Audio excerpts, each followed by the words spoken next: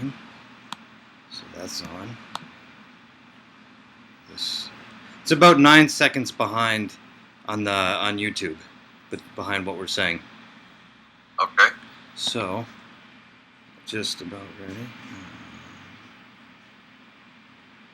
Okay, so we're live right now. We just started, so I'm just going to do the intro and we can just start talking if you don't mind.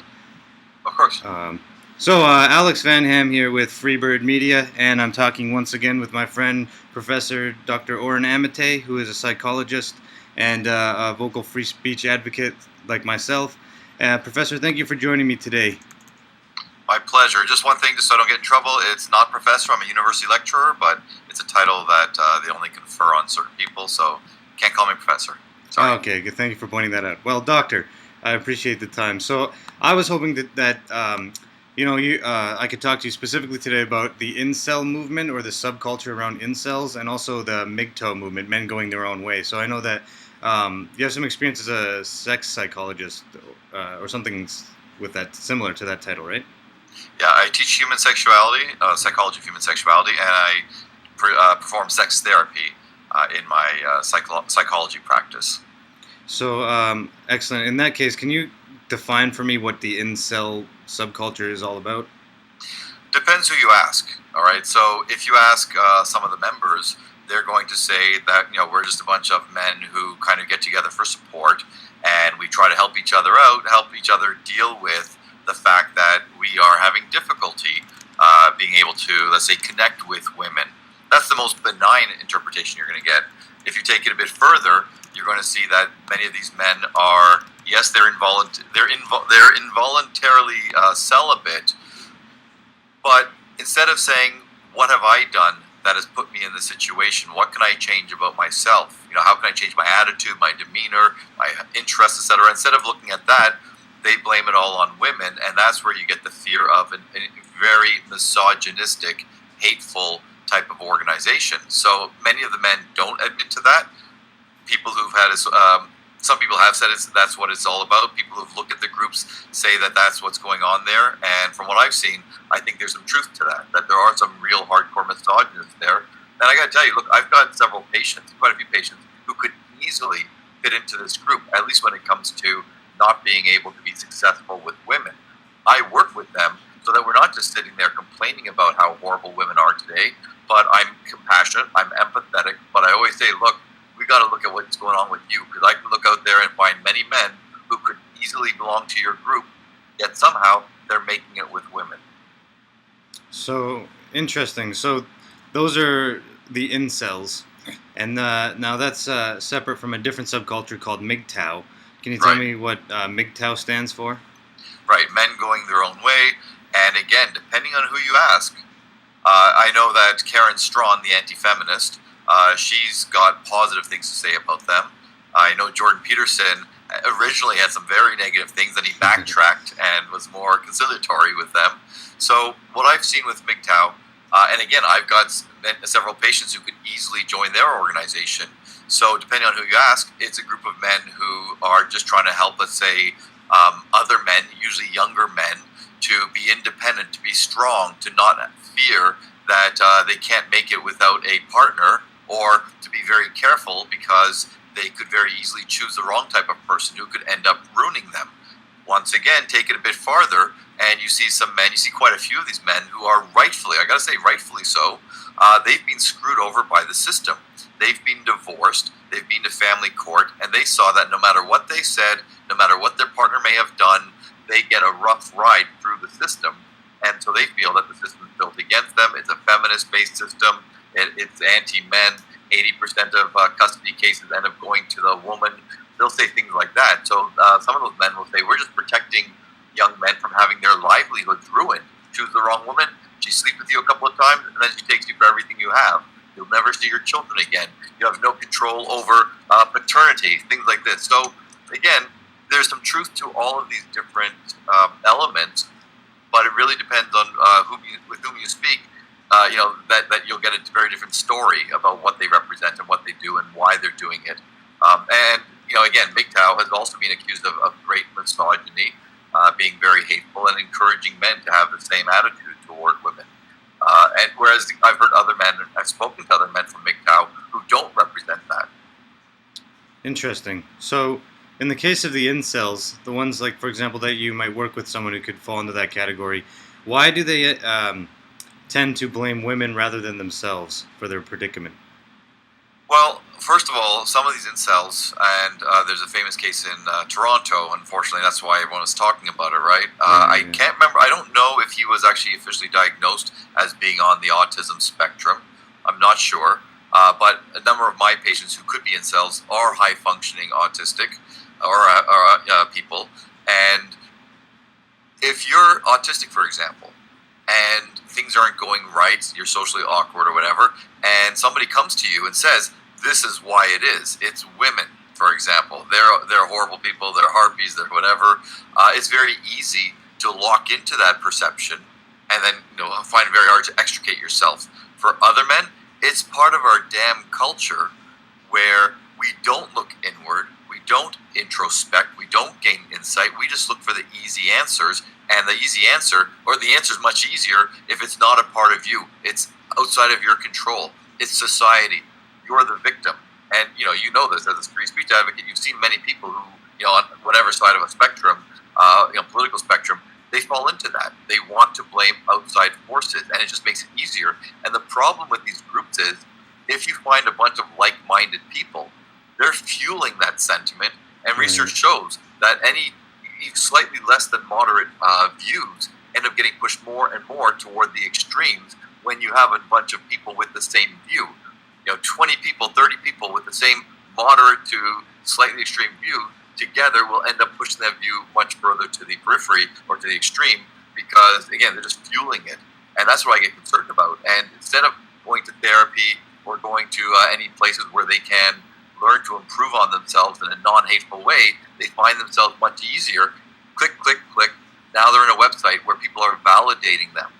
Every story they can tell about, being terrible to women or having done something, either they get empathy or they get validation and approval.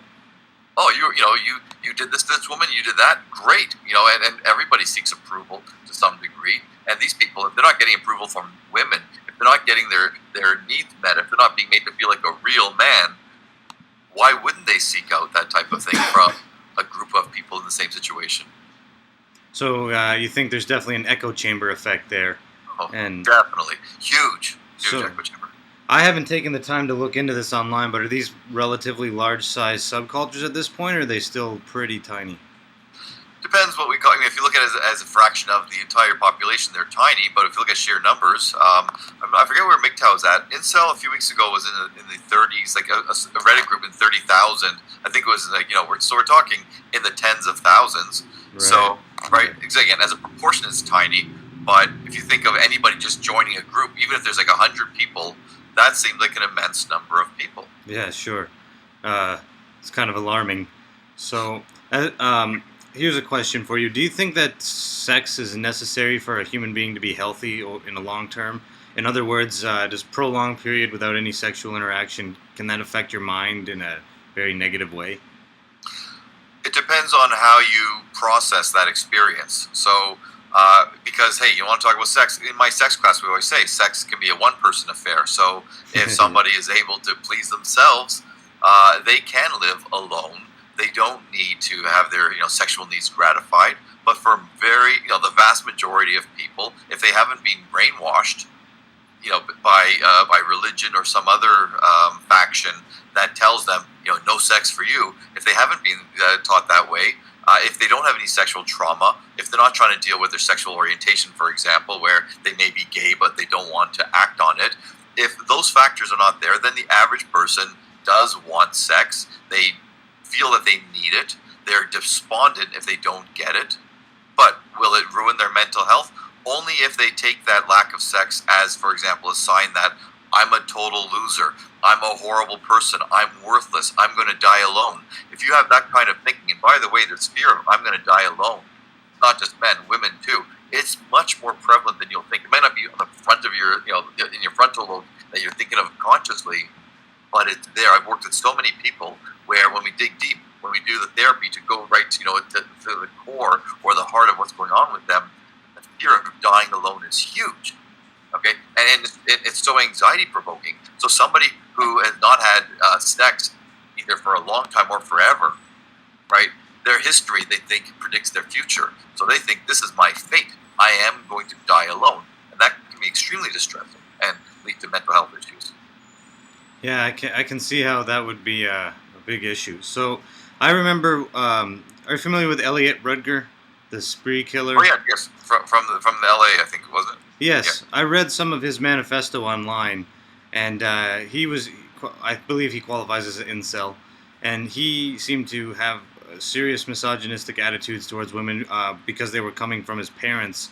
His parents were saying really abusive things to him from a young age about how he would never be able to find a partner and things like that. So, have you met people where there's like an outside party that's putting things into their head that in a negative way? Like, do you think that people in society sometimes treat incels maliciously by rubbing it in, I guess you could say, and does that have like a negative effect overall?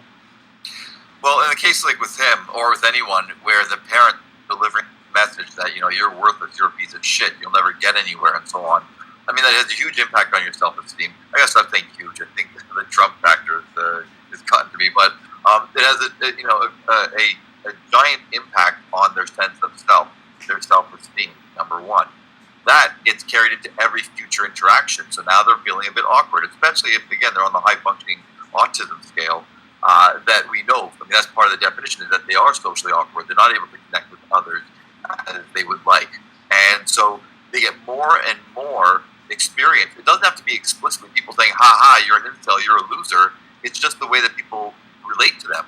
And an incel or anybody else, unless they have some condition that prevents them from picking up on this, even people with high-functioning autism clearly can tell when someone is being defensive or they're kind of acting awkward around the incel, because, or whoever we're talking about, but they're feeling uncomfortable. And so whether they say it explicitly or whether the person is getting this directly through the interactions, it does feed into the sense of, again, I'm worthless, I'm useless, etc. And if the majority of people who are acting that way with you are women, for example, because maybe you're inappropriate with them, or maybe you're making jokes that aren't funny, maybe you can't pick up on cues where they say, hey, I gotta go, don't want to speak with you, kind of thing, then you're hanging your neuroses on this hat of it's women, rather than it was my parents or it's society or something like that. So yes, external factors can definitely have an impact on how you view yourself from an early age, and then how you process it, how you see the rest of the world, and how you see yourself in society. And yeah, it definitely can contribute to personality flaws, mental health issues, interpersonal deficits, for sure. So that's interesting. I looked online, and there's a clip right now on YouTube by Joe Rogan, and he's saying that he disagrees with Jordan Peterson on the incel problem and how to fix it, because Peterson was Sorry, I'm just going to plug my computer in. Just give me 1 second.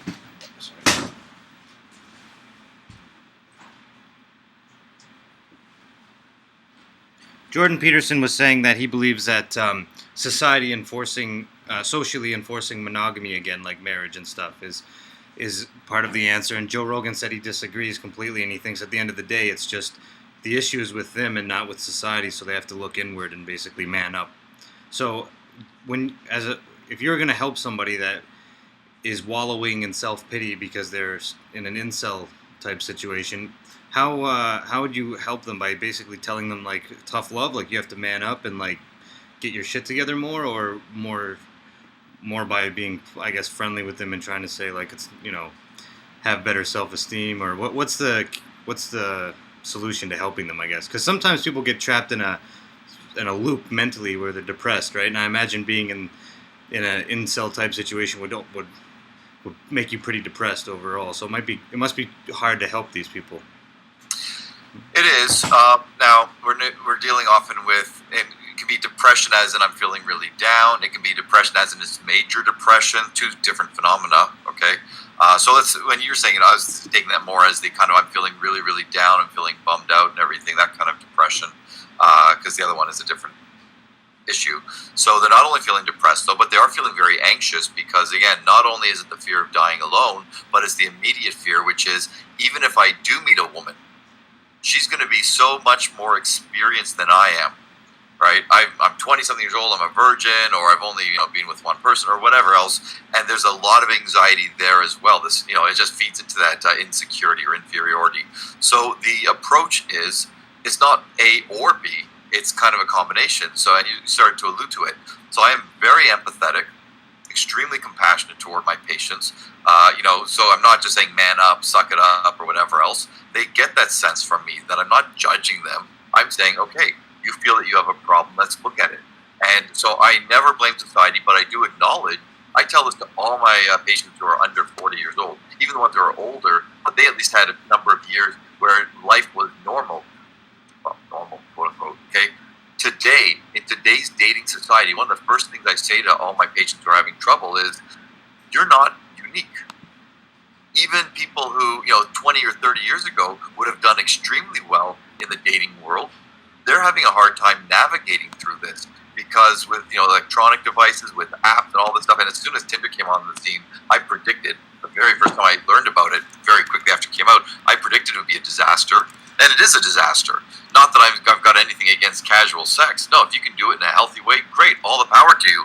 But the problem with all these apps, websites and so on, is it makes people feel that there's a vast universe of people out there for me, and if I'm not happy with my current partner, swipe, go to the next person. Right. And so, A, it gives them a false sense of there's lots of options. B, it makes them feel far superior to what they really are. I've said this to some of my patients. I say, I know you quite well. You're no prize. Don't give up this person. They're better than you're ever going to get. I've said that to them sometimes. I say, be realistic about this. So, so I do tell them that society is messed up in many ways, especially with dating. And I think the one thing I think that Joe Rogan and Jordan Peterson would both agree on, and I agree on it too, is that educators, whether we're talking university or whether we're talking, in public school, are making it very difficult for males to know how should I act, right?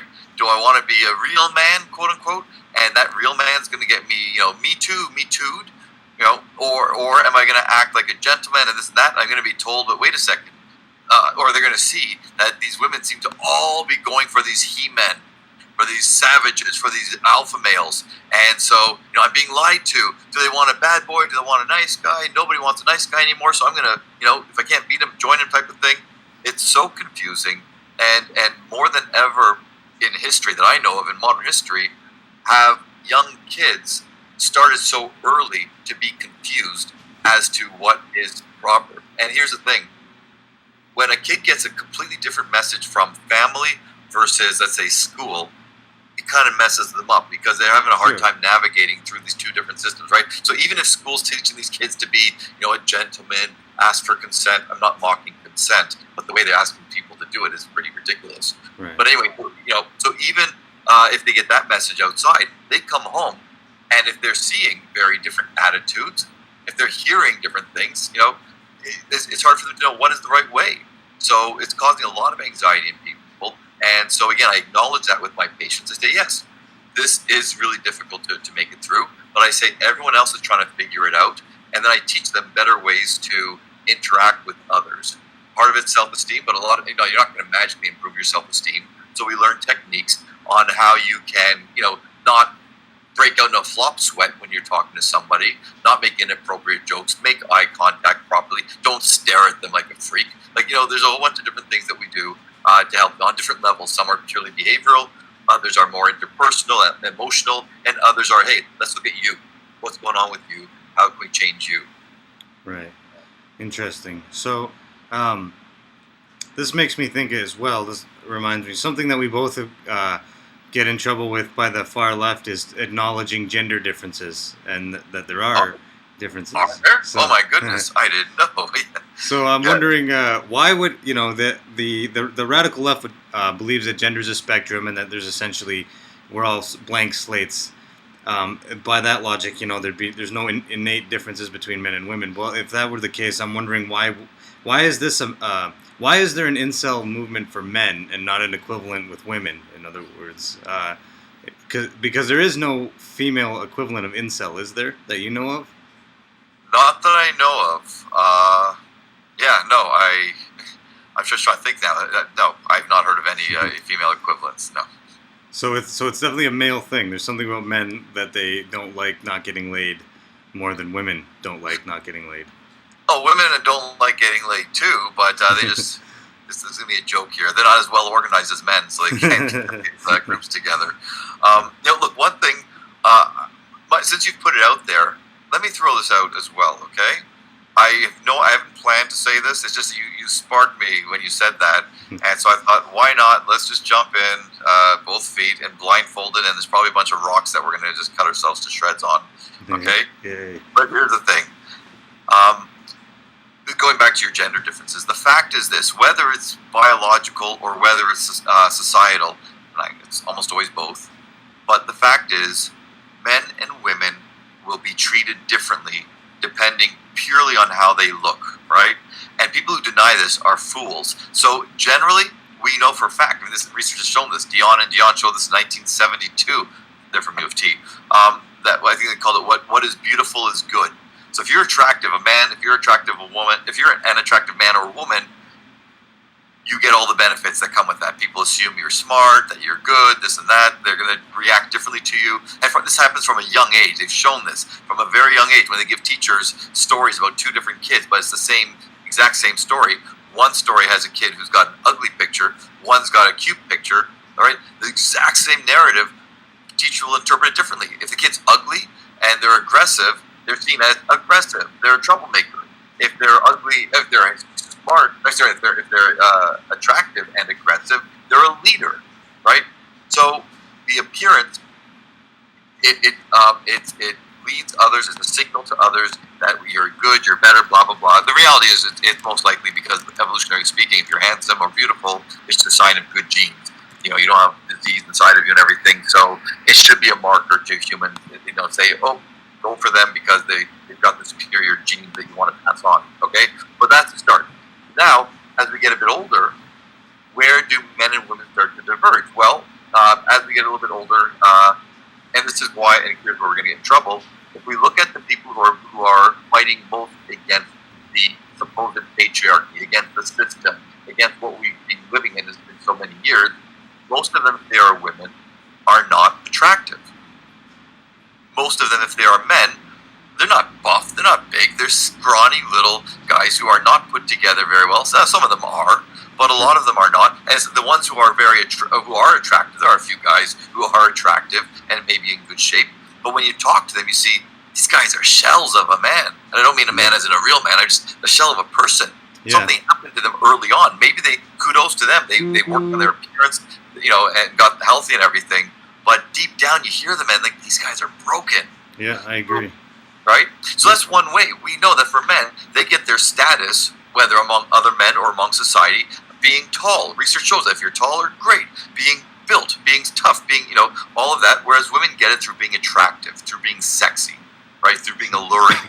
And that's the biggest difference. Again, so attractiveness cuts across both sides, but for women, it keeps going on as they get older. And for men, now they got to add to it more with size, strength, and so on.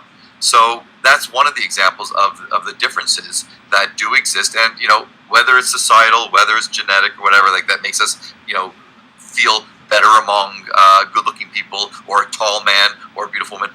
It doesn't matter. This is the reality that it is. And society's not going to magically change like that. So we've got to stop. And this is what I say to my patients. Society may suck. There may be aspects of it that you don't like, but it's not going to change. So forget about the reality that you wish you had. We need to deal with the real reality that you do have, and we got to operate around that. We got to be adaptive enough to function the best that we can within this real reality, not this fantasy world that we would like to create. Right. I agree with you on that for sure. So with the gender, going back to the gender thing, then what you're saying, you still see it largely as being the culture that produces it being mainly a male phenomenon in that we're similar to females when we're younger, and then at a certain point, society starts to treat us different as we develop. I'm understanding you correctly in that way, right? Well, I was referring it to the appearance, okay? Right. But even if we look at interest, et cetera, I mean, Jordan Peterson always talks about, the Scandinavia, the most egalitarian or the gender egalitarian country in the world, or countries in the world. When people are backing off and they're letting people develop as they would like. Males go one way when it comes to career preferences. Women tend to go another way, or men tend to go one way, women another way. So that shows that that's not society putting that pressure on them. So does society help direct people in different directions? Yes, it definitely does. But if society wasn't involved, males and females would still, on average, of course not everyone's the same, but on average, they would be inclined to go one way or the other. Whether we're talking about career choices, whether we're talking about sexuality, and that's the part. Look. I'm a male feminist, the good male feminist. Regardless, every time I say that, I know I risk having people have this image of me, their schema of a male feminist. I get it. Screw you. I'm still going to say it. Not you. It's great when it thinks that way. Props to you. I'm not going to let them take away that word. So for those who don't know, my mother opened up Canada's first sex store in 1972, which just closed down unfortunately this year. But it's in 1972, very first. So I was raised in a damn sex store. I am not shy. I teach human sexuality. So I'm not one of these prudes who are saying, well, men should be this and women should be that. No, I am extremely open-minded when it comes to sex. When I worked with patients, geez, the stuff that we've talked about. My patients, one thing they know about me is nothing is off the table. Nothing will shock or surprise me. So they're open to exploring their sexuality, their interests, etc., etc. So no one should misconstrue me as saying anything that fits along rigid, gender prescribed roles. Okay, so I'm just saying what the reality is, and the reality is it sounds old-fashioned, but aside from the few anomalies, maybe it's 5%, maybe it's 10%, maybe it's up to 20%, but the reality is women. Maybe it's biological, and evolution would argue that it is. Need emotional connections for a sexual relationship far more than men do. Now, culture is changing, society is changing, and far more women are able to have casual sex. But here's the thing, and I know this because I've spoken to very, very many, not just my patients, but I have my students, thousands of students write reflection papers, and many of them write about this phenomenon. Friends with benefits, for example. If you take 10,000 men and 10,000 women in, we'll say heterosexual, just to make it easier, in heterosexual friends with benefit relationships, okay, the women are far more likely to, over time, develop strong feelings for the male, start to feel used, start to realize it's not just about sex, I want more from this, and then they get their hearts broken because the guy's like, wait a second, I've got an easy hookup, it's 3 a.m, I'm downtown, right. I struck out at a club, I can call her up and she's going to say yes. And these are patterns, and you can call that society or culture or whatever else. And does it influence it? Yes, but I think there's also a biological impetus as well that kind of makes it easier for men to have simple, casual, meaningless sex, and harder for women. But once again, 10, 20, 30%, maybe 40% of women are able to have that casual sex without any emotional connection. I think it's smaller than the 40%. I'm just it depends on different studies. But it's far easier for men. That's just one of many examples where there are true sex differences, and to pretend that they don't exist is silly. And do men also, do they develop emotional connections? Yes. The funny thing is, it always blows my patients' minds when I tell them. So many of my female patients tell me, the guy said I love you within a week or 3 dates or something like that. Yeah. And the reality is, research does show that. Even though we think of a man not emotionally involved, men are far more inclined to say I love you faster than women. And they're also far more likely to fall out of love faster than women. Not all men, but that's what it is. And by the way, sorry Alex, I just get me on a roll here. Of course. When someone says I love you, especially when it's premature, okay, that's not romantic. You know what it is? Physical? Like urges? Well, it's definitely so it is definitely physical urges. It's someone attributing, their horniness as love or their lust as love. But it's also damn selfish. Yeah, okay? I agree with you on that. Yeah. Okay, they're not doing it for the other person. They're doing it for themselves because it feels good to be able to say, I love you. That's powerful. It's a great feeling. And people say it over and over until it becomes meaningless. But they drop it so early. That's why a man's more likely to say it earlier than a woman because, again, he's maybe less attuned to himself and he's taking lust as love. And maybe certain men in certain areas are more selfish than women. I can think of many areas where women on average are more selfish than men. But in this area, I think men are more selfish in that regard. They don't think of the impact that it has on the person. Again, not all men. Every time I say men or women, just to save me time, I'm talking about trends. I'm not talking about all men or all women, of course. Without saying this, though, I'm going to have people jumping down my throat. So I understand that. So one thing I've heard in a lot of these videos I'm seeing online that are more like right-wing type videos, this narrative is going around, and I'm curious as a psychologist if there's any data behind this, that with females at least, that the more sexual partners a woman has, then the harder it is for her to eventually find like a husband that she's going to be in love with. And so I think it's once you're in the double digits, every single new partner you have reduces your odds of a healthy relationship by a certain amount. Is this true? Like, is there a correlation there? I hadn't heard about that there's a certain benchmark and that once you've crossed it, it's become like this. I'm going to speak intuitively, so I don't know for a fact about that particular phenomenon that you mentioned. So I'm going to speak intuitively about that. We got to always be careful. Everything we talk about, or most things we talk about, I think of existing on a spectrum. Okay, because Kinsey back in the days, and people can have their issues with Kinsey, but it was he's just repeating the numbers that the data that he got. One of the things was he showed that women who got married without any sexual experience beforehand have more sexual problems in their relationship, in their marriage, okay? Because they don't know what they like, they're not sexually empowered, they don't know how to ask for it, and things like that. So if a woman has very few partners, okay, maybe she can't compare them to other men, so maybe she'll be more satisfied with the guy that she's with. But I would hate for any sex or any person to settle for something just because they don't know there's something better out there. And B, well, we got this thing called, what is it again? Yeah, the internet. So it's not like a woman who hasn't had much sexual experience herself. It's not like she's not being exposed to at least, a fantasy of what sex is supposed to be like. So they can have expectations that way, whether it's the guy's body, how long he's supposed to last, what he's supposed to do. If she's looking at the right type of porn, she can find that, wait a second, any man I'm with, whether it's 1 or 20, is not satisfying my needs because, there are better ways of doing it. Now, if she watches standard porn, then her needs are irrelevant because it's mostly about the male's needs. So, Anyway, having said all that, I would think, and the question is it causational or correlational? It's probably correlational, this idea that the more partners they have, the less likely they're going to, find a man to settle down with. Well, maybe it's the opposite. Maybe they just haven't found good men, and that's making them go out seeking more. It's not necessarily A causing B. It can be B causing A, right? And another thing is, this was really important, people who are, what do you think is, if I said to you, I've got 100 virgins, males, females, and let's say some of them are attractive, so they're not incels, all right? They have a choice. They've chosen to be virgins or very little experience, okay? And let's say they're moderately attractive. What can you guess about these people? Besides self-esteem, it has nothing to self-esteem. What about their background can you assume? If there's a whole bunch of people who haven't had sex before they got married. That they're religious. Exactly.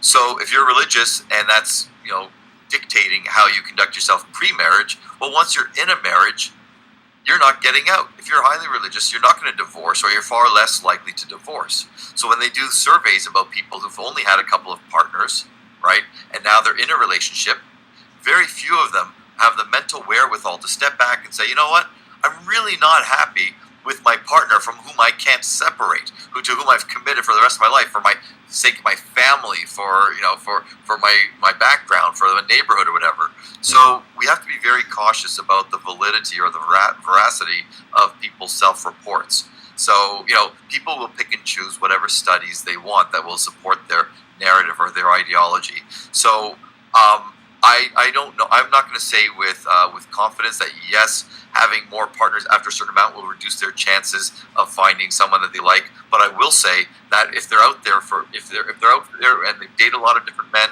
I do think it does change it makes them more choosy, makes them more picky until a certain age. Then they start getting desperate and saying, biological clock ticking, I'm competing against all these younger women, I better get a man now before I'm too old, because then they're into the next category of men, much older men, they don't want to be with them. Like, there's all these factors at play. So I always get worried when people choose one out of a multitude of factors to focus on, because we can't ignore all these other ones. And that's why I'm just throwing them at you, just to show the complexity of it.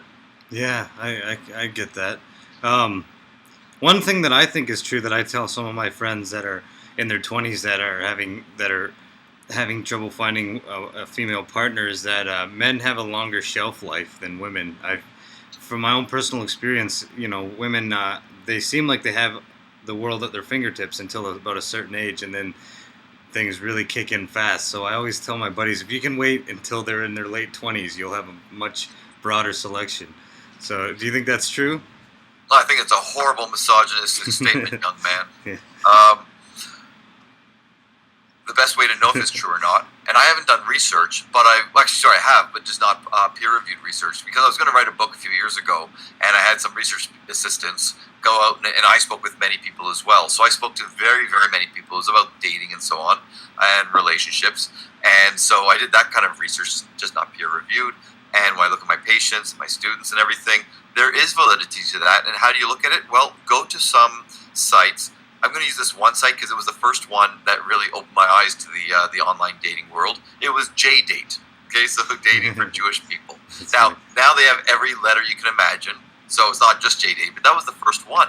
And sure enough, for sure, and I know this because my patients would show me their profiles and other people's profiles. The women.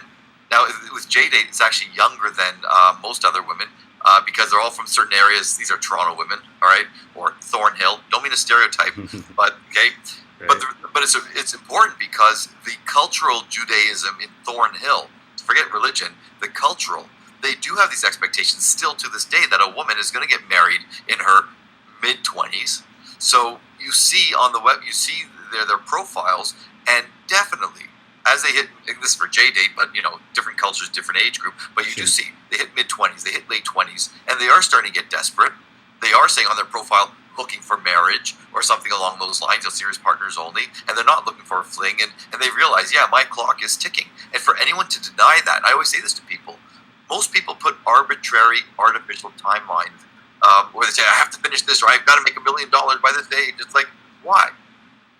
But when it comes to being able to have babies, sorry, that's nature. That's a biological timeline imposed on you. So yes, so very many women do start getting desperate because they're not saying, oh, I'm 27, I'm going to get married next year, have a baby at 29. No, what they're saying is, okay, I know I've got to go through how many dozens of men to find the right one. Then when I do find the right one, there's a pretty good chance that down the road, in a year or two, I'm going to find out he's the wrong one, or he's going to leave me, or whatever else, right? Then I gotta, then we gotta be together for a while. Then we gotta marry. Then we want to have a few years without children before we have children. So they're doing these calculations. So the desperation can start late 20s, early 30s. And it becomes a bit exaggerated. The fear, like, oh my God, I'm almost at 40. Because I say, no, it's not 30. Because they're not thinking 40 is their cutoff. They're thinking 35 at the latest, and many of them are thinking 30 to 35 as ideal. I'm saying, look, you got until at least 40. Most, if you're healthy, you can go to 40, and chances are, yes, risks are increased, of birth defects or whatever, but still, today's age, you can go up to almost 40, with very few complications or problems. So that's a long way of saying, yes, I agree with you. I do think the pressure is much harder on the women, or much more powerful on the women, and you do see it in their desperation. By the way, I've had to coach many women, men as well, but especially many women, who I say on the first date, you may not know it, but you're giving off vibes. And I only say this because they talk to me about how the date went. I say, you're giving off those vibes like, now, I'm needy, I need you right now. That's going to turn off your guy. It's like, you got to play it smart. I know you don't have much of a long game to go, but play a mid-long game. Don't play the immediate game. You're going to scare men off. Yeah, that's definitely true.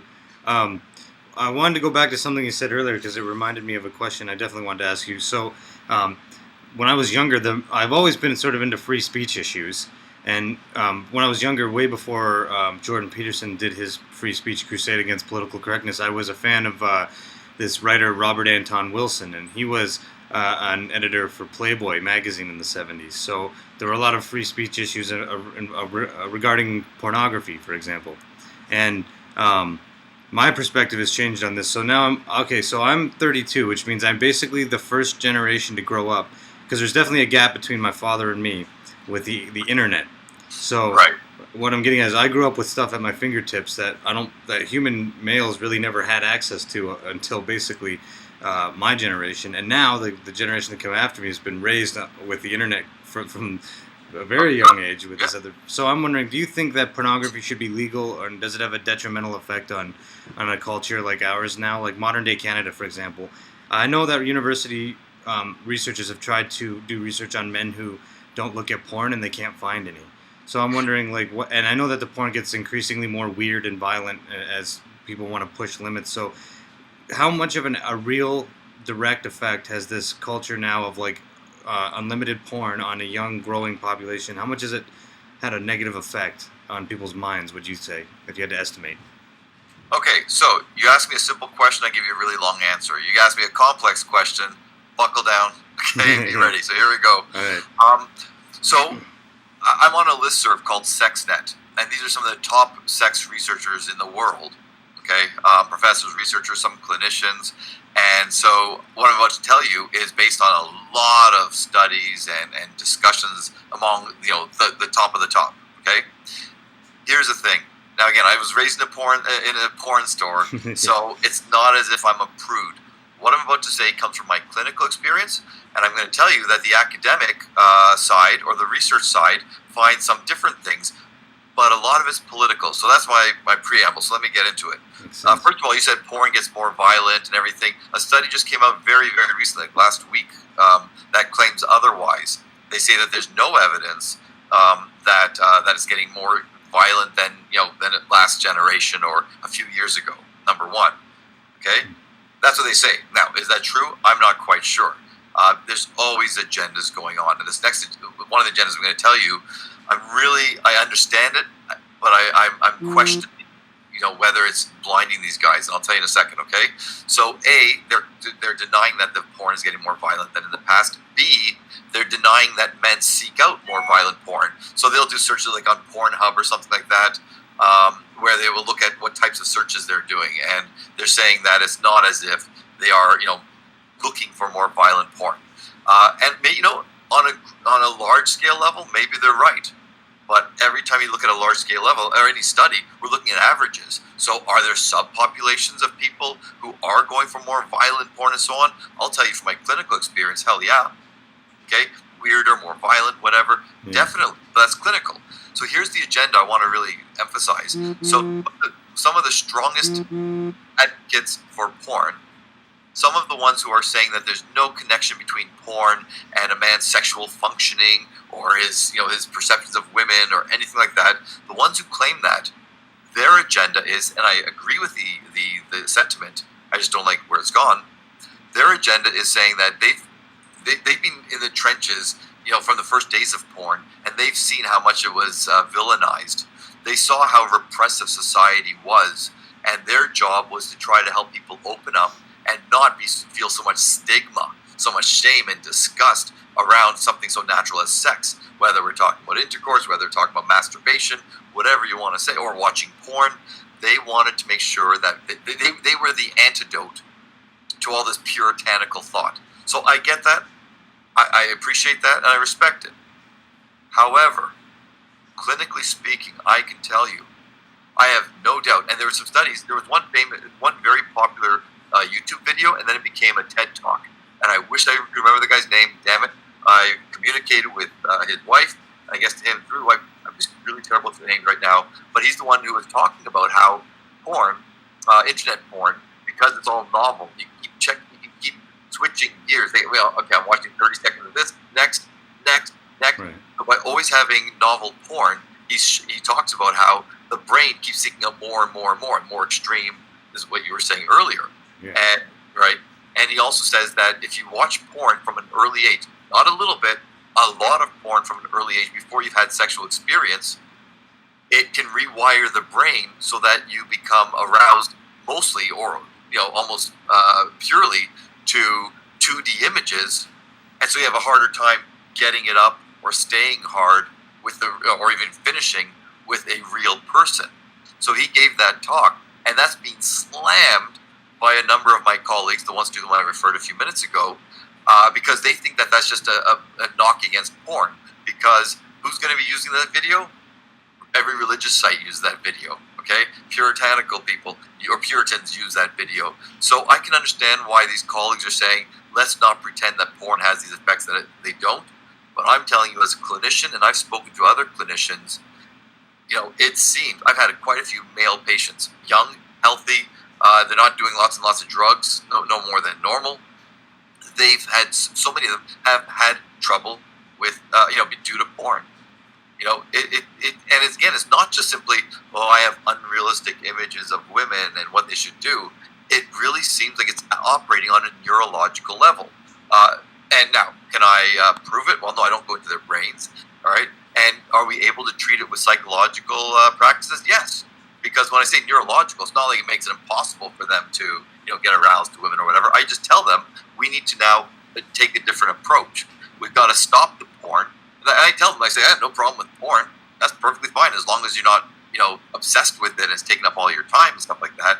I say we just have to kind of, what's the right word here, recondition you, because you've become conditioned to arousal through porn. Now let's recondition you, or use porn as part of your foreplay. Try that. And I've had a number of patients do that. Get their laptop, put it on bed, they're with their partner, they both get aroused, let the partner choose, whatever else, and they incorporate that into their, sex. So, and in this case, it's because they've changed their relationship to porn. Like, because now it's a three-party, adventure. Me, my partner, and the porn, right? So, in any event, I think that there's no doubt that porn is having an impact, whether it's a person's perception of what sex should be, whether it's perception of how they see women or men, whether it's physiologically they're having a hard time getting up or whatever. I think it's hard to deny that it's having an impact. But like I said, there are researchers who are trying to say no impact, ignore that, la la la la, and that goes against what clinicians are saying. Interesting. I answered all the questions of that, I hope. Yeah. So that I'm wondering then, can people develop sexual fetishes and deviant tastes later in life as a result of being exposed to porn during developmental years, or is there? I'm just wondering if the more people, when they're like a teenager, for example, are exposed to really weird porn, if that contributes to larger percentages of the population being more deviant or more, because I know there's subcultures now, like.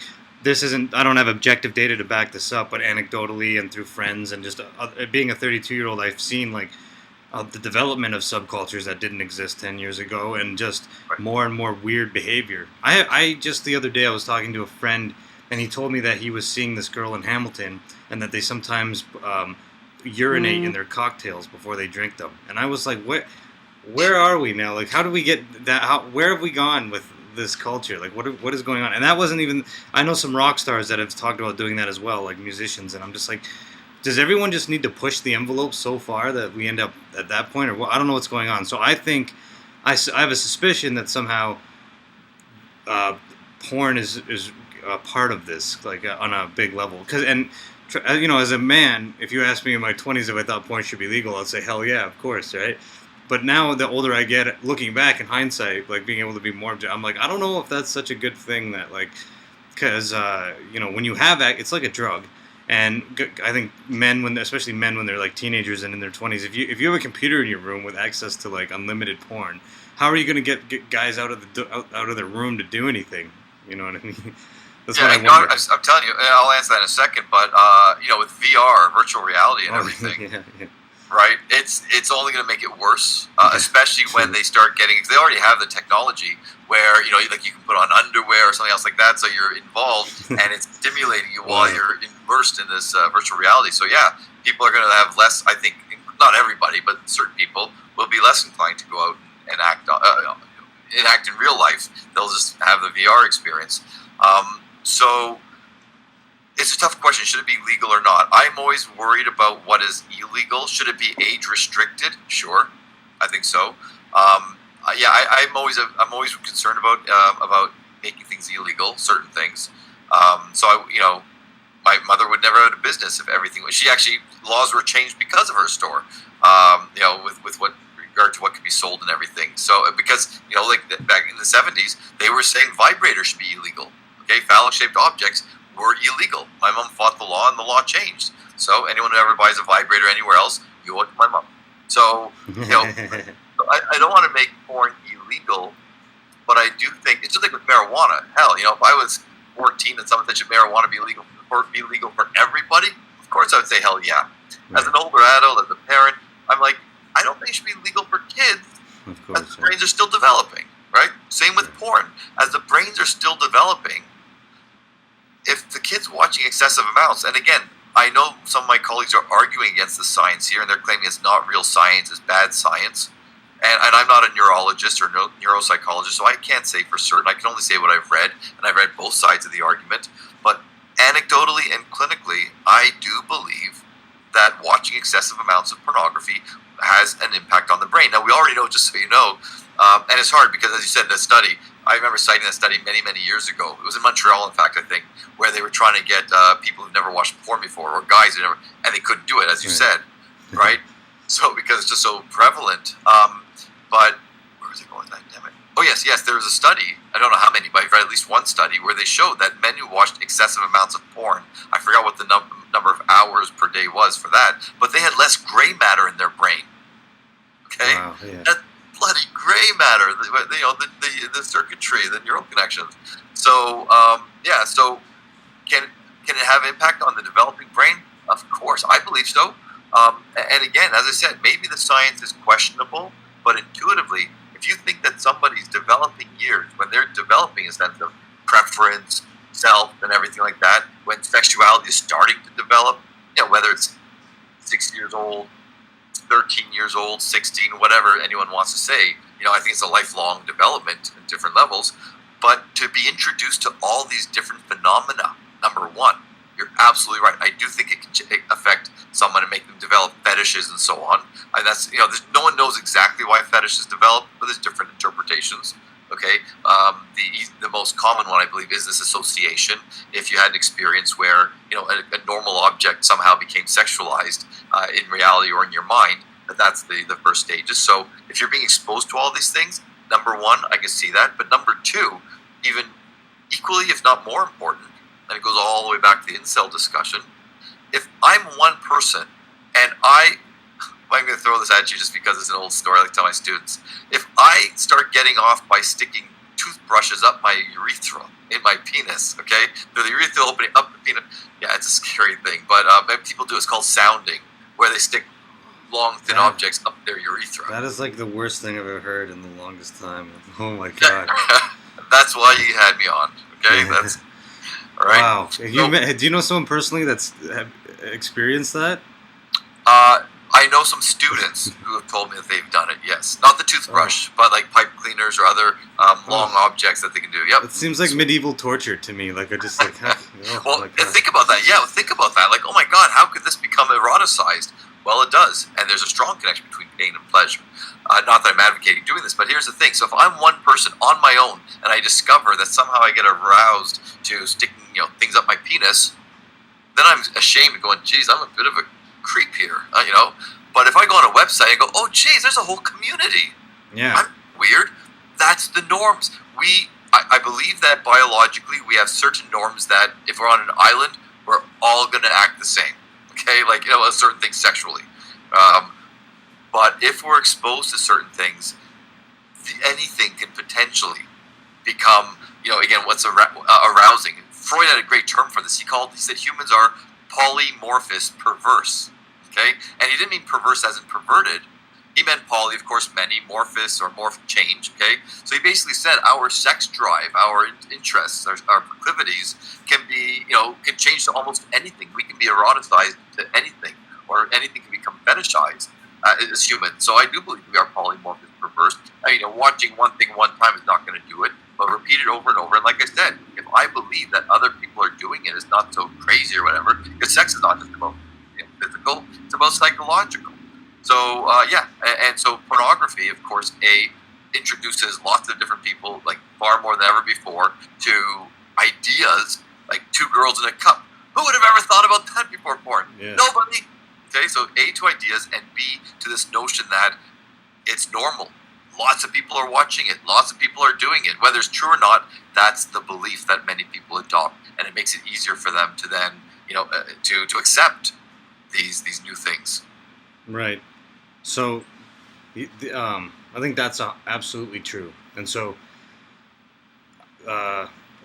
because of all the free speech and political stuff that I've seen and been exposed to in the last 2 years, it's moved me into a place politically where I'm more of an agnostic right now. I really don't know how I feel about anything. Everything is just sort of up in the air. So I do a thought experiment sometimes, and I say to myself, if I was a benevolent king and I was in charge of ruling a nation, and all of the people that were like subjects that were like family to me, and I wanted the best for everyone in the country, what would I allow? What kind of authority would I want, like in terms of what I would make legal and illegal? Because I used to be a very libertarian person, but now the older I get, I wonder, is this really in people's own best interest? So with pornography, for example, I would never make it illegal per se, but the thing is, the practical mechanism of keeping it out of the hands of children is almost impossible. So, so now I'm wondering too, you can't stop progress in a sense of, or you can't stop the wheel of time from marching forward. And as we become more technological, we're inventing virtual reality, we're inventing cyberspace, where eventually people are just going to be able to tune out all day and be in an artificial reality. And so I'm wondering, that's not necessarily a healthy thing. I mean, there's a good amount of struggle and adversity and challenges that make life kind of worth living that I think are important to life, right? So I think that what I wonder about too is, so for me, for example, I'm not a fundamentally religious person, but I suspect that the Bible, for example, evolved over time to sort of try to make human behavior congruent with our biology in a moral way, sort of lay out a groundwork. So the Bible, in the Old Testament and so on, is against homosexuality, for example. And I'm not a psychologist, so I don't understand homosexuality or where or why it comes to be a thing. But I wonder how much is developmental against, as we were just talking about. So, with pornography, do you think that is there any research that suggests that there should be the homosexual community? I've learned recently, they self-report being molested up to 20 times more than the heterosexual population. So I'm wondering, with things like orientation, how much of it comes down to abnormal development. I'm wondering, if certain social standards are necessary to keep society in a healthy state of mind, for example, or if a society that gets too liberal sexually becomes degenerate, is basically kind of the meta idea I'm getting at. So as you come from a very family that's obviously very open to sexuality, and I think it's healthy. One of the reasons I worry that forced monogamy is actually not healthy for people, because I think human beings are probably by nature not very monogamous. So this is why I'm an agnostic on this topic. But do you think that even with transgender stuff, now there's more transgender porn, is exposing young people to that kind of thing going to increase the rate of transgender dysphoria and stuff like that? Is it that simple of a correlation, or is this all just me grasping at straws here with this stuff? Stop that reflection. Stop the the thought experiments, Alex. Watch more TV. Come on. Yeah, sorry. All right, so I got to be mindful of time. I've got to rush in a bit. Okay. Absolutely. People can check out my website, Doc Amitay, or YouTube. Look at some of the clips, including our conversation. But the reason I say that is I've spoken to a number of experts in the field of sexuality. So in those interviews, they can do a better job of explaining this than I am, especially since we talk for much longer than I've got a few minutes.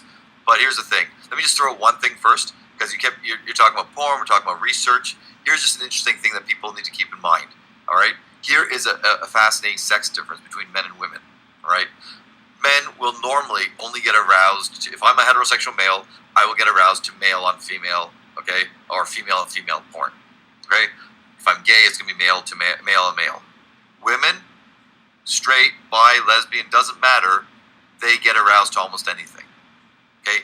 And we're not talking psychologically, we're talking physiologically. The blood flow starts happening with women. Again, if you're a totally heterosexual woman and you're watching female on female porn, you're getting really aroused as much as you would do male on female if you're heterosexual. Okay? So the reason I'm saying this is, forget culture, forget society or whatever, because no culture, I don't think, North American culture, our society, doesn't encourage women to be hypersexual and to get turned on to everything. Yet they are. So I think that we have to agree that biology plays a huge part, genetics play a huge part in how we develop.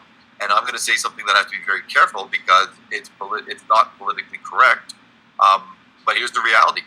You don't know why people are gay or straight or whatever else. And I'll tell you, literally nobody does. And very few researchers or professors will admit that. They will, they're advocates. They're activists. They want to promote an ideology. So, God forbid you say, hey, maybe homosexuality in some people might have developed through experience only, right? Maybe they were molested. Maybe this happened. Now, there's lots of arguments against that. Many people who were molested did not become gay or lesbian, right? Sure. So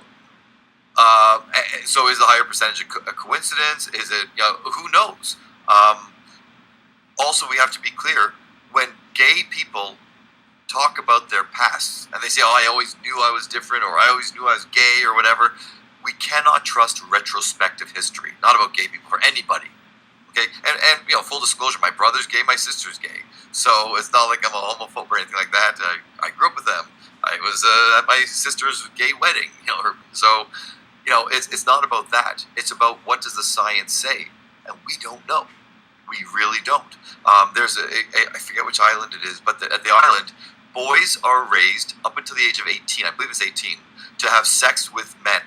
An older man has sex with them. He's his mentor. He teaches them to become a real man. And from the age of 18, now these boys or men are expected to get married to a woman. So in the culture itself, you start off man on man, and then you're expected to go man on woman. And somehow they do it. Okay? So if they're able to do this, why would we think that, no, it's impossible to say that it's environment, it has to only be biology? Milo Yiannopoulos, God forbid, why am I saying his name? I really don't like it that much, but I've gained more respect from him as I've seen some of his later videos where, he was less a clown and more sincere. But, he believes all homosexuality is both nature and nurture. Okay? I don't know if that's true. I don't. Okay? I do know some stories. Here's one where this is how complex it is. There was a horrible pedophile, and he was a child molester. He had a sex ring going. It was in St. Catharines. Long and short of it is, some of the boys who he molested from a young age and made them his sex toys and had them having sex with each other as well, when they got older, he would bribe them as well with whatever, ice cream and stuff like that. When they got older, some of them became male prostitutes having sex with other men. They identify totally as straight. They're married, or they're single but dating with women. But they said, I'm not gay. But that's what they learned. They just learned sex is a way to, you trade it off. You want money? Have sex. That's their job. Purely their job. Whereas somebody raised in a healthy environment, very few men raised in a healthy environment would say, I'm totally straight, but I'm going to, blow some guy because I need some money. And I'm not assuming they're not totally desperate. Right? Gotcha. So anybody who tries to simplify and say it's A or it's B or C is doing a disservice. Far too many academics are making this claim. If you ask me, all the research I've looked at, I believe it's biological. I don't say it's genetic because we haven't found the polygenetic code yet. If we ever do find, we haven't found any genes associated with homosexuality. We have a couple of things we think. But if we ever find genes, I'll be the first one to say that. I tell all my classes, I think it's biological. I think something happens in utero, maybe in the second trimester, that makes us, more likely to be gay or not. I mean, I'm left-handed. Apparently there's a strong correlation between homosexuality and handedness. So they believe it might be the same, in utero experience that causes that to happen. How? We don't know. So my answer to your question is, it's really complex.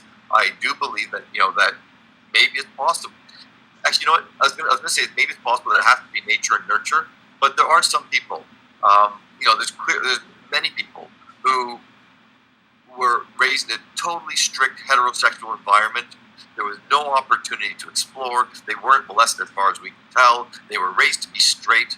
In the end, they're gay. You can't help it. So I don't think necessarily you have to have special experiences to trigger, the gay gene if you're born with it, or the biological impetus, whatever that might be. I don't think you need it. I do believe most people, I think the vast majority of people, if left alone, you put them all on an island, to socialize however they want, that they would develop as they would normally develop. And I believe a certain percentage will be gay, some will be straight, some will be bisexual, gay or pansexual. So that's what I believe. And so your thought experiments, I think, are good. And I think they're honest if you come out of it saying, I have no freaking clue what's, It's pretty much where I am at this point, yeah. I'd like to be able to move people in general into more agnostic states of mind about certain things because, a lot of people have very hard opinions on even this issue. And you just said yourself, nobody really knows the answer, right? I think it's pretty hard to figure out. So on that note, I don't want to keep you too long, but I definitely appreciate your insights on this very much. So thank you for taking the time to talk with me today. Well, you're very welcome. And again, I just got to rush to go see a patient, but give me a call. We'll do it again. You can have people sending questions or whatever. I'd be happy to do it because this is why I like talking to you. One, because you are agnostic about many things. You will go into different areas, apolitical, so to speak. You just want to, you're just trying to learn. I don't get an agenda from you, so I really appreciate that. Okay. B, you hear things, you're intelligent, you're able to take it to the next step. I'm just throwing things at you. It's like dodgeball. I'm throwing 30 dodgeballs at you, and you're catching a couple of them and tossing them back in a coherent sense. So I appreciate that. And C, most importantly, if people watch this and it just kind of inspires them to think more about certain things, right? I understand why someone who's gay or straight or this or that or incel, I understand why they have certain narratives and ideologies and they feel they need to promote these beliefs. I get it. I fully understand it. But we should never allow personal beliefs, opinions, needs, wants to trump reality, whether it's science, research, or whatever. And we have to always be skeptical of research. I spend all my sex class, a lot of it, showing why peer-reviewed research is not nearly as valid as people think. Oftentimes it's a farce. And a lot of it's self-report, and we really can't trust self-report, whether people are outright lying or just lying to themselves. They don't know themselves. So I really hope that when you and I talk like this, and I think in a pretty free-flowing, honest manner, I hope that inspires some people to question. You don't have to change your opinion. I don't care what you think. I just hope that it'll cause them to do what you're doing, which is explore. Why do I have the beliefs I have? Why do I feel a certain way? Why do I think this? Is there any science behind it? If not, if that's if someone's homophobic, fine, you're homophobic. Okay, I don't think we should mandate people to all be non-homophobic. Just they shouldn't be able to interfere with a person's life. Okay. Sure. So I tell my students, if you're homophobic, I'm not trying to make you non-homophobic, but I would like you to step back and ask yourself, truly, where did that homophobia come from? Okay? If you're against BDSM, mild BDSM, you think it's disgusting, if you'll never use a sex toy because you think it's wrong, step back and ask yourself, where did that come from? You weren't born with that. We are not born with any hang-ups. Hang-ups, insecurities, stigma, that develops with experience. We're not born with that, right?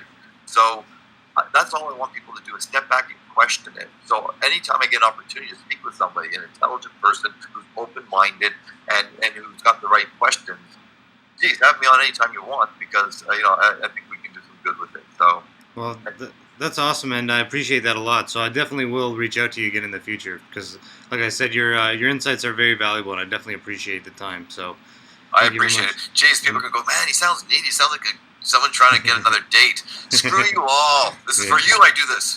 Exactly. God, and they're horrible people. Anybody listening, I encourage you, if you're not already following Dr. Amitay, please follow his YouTube channel. If they want to search for your YouTube channel, what should they search? Doc Amitay, DocAmitay. It's the same as my website. It's the same as my Twitter handle. And you see Dr. Oren Amitay on Facebook.